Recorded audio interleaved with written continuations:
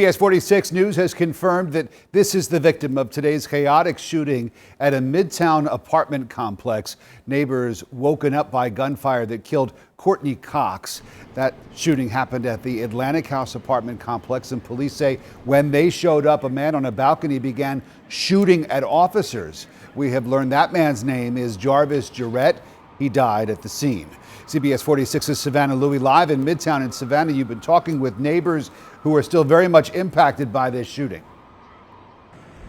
And not just neighbors, but I also did get a chance to speak very briefly with the families of both the victim and the suspect. They are both shocked and devastated. But even the folks who live here, who saw this whole thing unfold on the 21st floor, say the incident just doesn't feel real.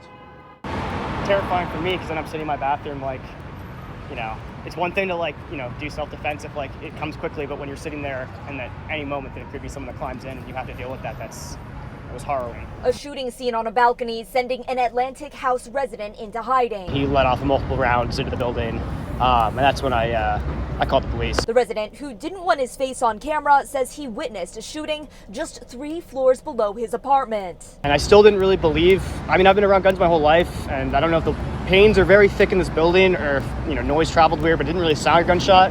But I'm fairly certain it was, and then I went back outside and I saw him wave a gun. Officers responded to reports of gunshots at this complex around 3:15 this morning. When they arrived, they saw 32-year-old Jarvis Jarrett shooting from a balcony. And there's evidence he was jumping from balcony to balcony before firing a rifle at officers. At least one officer returned fire. Sadly, we could not address what happened inside an apartment, but it is our quick response that I think that saved our community from a much worse incident. GBI reports Jarrett was found dead on the balcony from gunshot wounds. Inside the apartment, the woman who lived there, Courtney Cox, also found dead.